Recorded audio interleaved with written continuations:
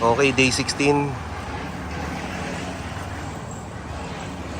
Ito parang nabuhusan na ata to.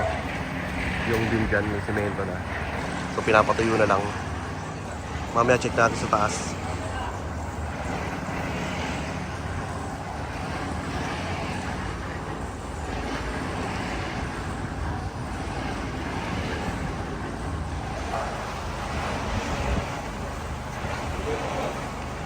Ito may buhos na to. Hanggang dito. Pagkatuyo nito, ililipat ito sa dulo. Doon sa dulo. So, sakto na lang yung ang graba rito. Order na ulit.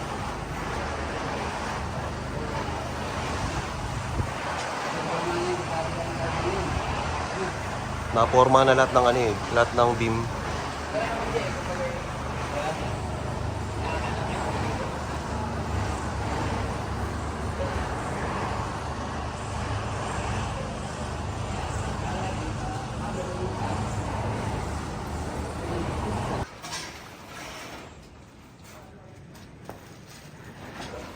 Okay, quick check lang tayo sa taas. Papasok ka sa 16. Ay, sa 12.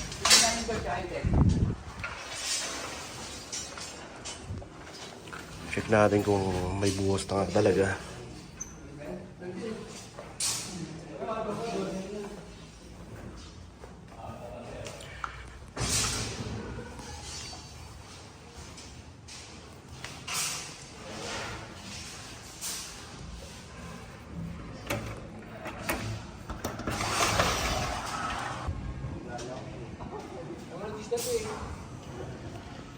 Okay, may buhos na to.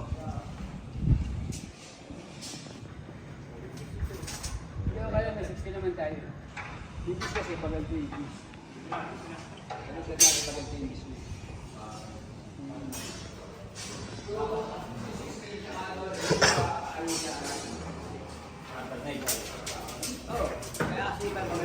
Okay, buhos na rin to.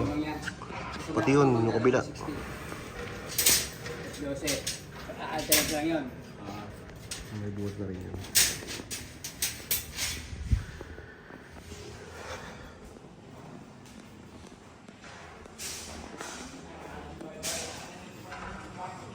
So ito, ayun, may buhos na rin dito. So itong beam na to, pag natapos yung harapan, ililipat dito yung forma. Ito rin, meron na yan. Sa gitna.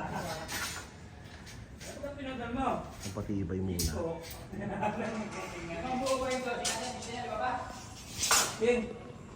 Ayun, wala pa rin yun.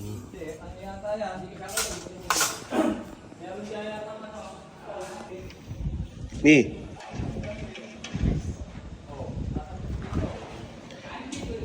Bali ito kasi balcony namin.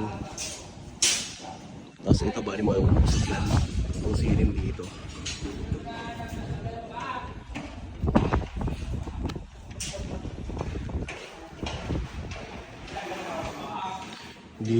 Dito yung master's bedroom.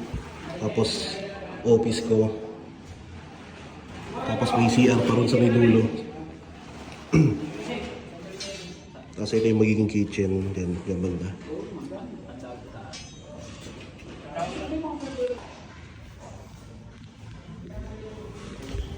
Tapos itong part na to, bali babakbakin to.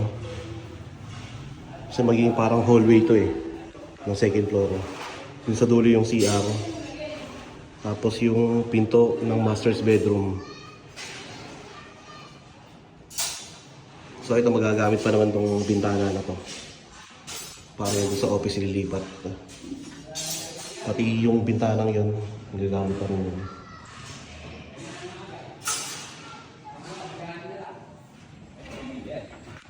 Okay, pinag-grocery namin yung nagbabantay ng bahay.